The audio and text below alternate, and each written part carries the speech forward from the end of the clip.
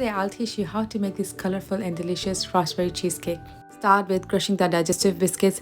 I'm adding some dried frozen raspberries, but you can totally skip this step. Pour unsalted melted butter, mix until comes together.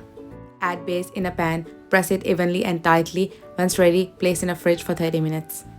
Let's move to the second step, Raspberry Coulis. I'm using frozen raspberries here, but you can use fresh. Add sugar, lemon juice. Place on medium heat and stir until the sugar crystals are dissolved. Mash a little with a spatula, cook around 5 to 6 minutes until start bubbling, then remove from the heat. Pour puree through a fine mesh strainer set or medium-sized bowl. Stir and push on the solids with a back of spatula until all of the liquid has been extracted. Set aside to cool completely. Time to make cream cheese filling. Add gelatin in a cold water and let it bloom for 5 minutes.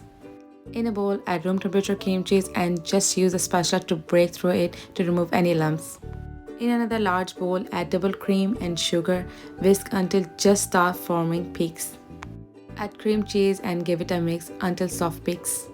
Heat the gelatin in a microwave for 10 seconds and temper with the cream cheese mixture before pouring it. You have to work out quickly at this point, otherwise it will be lumpy. Take out base stain, pour half of the cream cheese mixture, smooth it out and bag in a refrigerator for another 15 minutes. In the remaining cream cheese mixture, add raspberry coulis, fold it gently and pour the third layer. Smooth the top and bag in a refrigerator for another 4 hours to set it completely. Time for this final layer. Just add the bloom gelatin into the remaining raspberry coulis. Let it cool down for 2 to 3 minutes before pouring.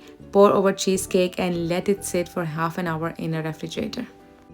This is completely optional step, but I'm whipping up the double cream with the powdered sugar until stiff peaks and add in a piping bag with a nozzle. Take out the cheesecake, run the very sharp knife around the edges and remove the cake ring very carefully. Here it is, can't wait to dig in, but first of all, pipe the whipped cream.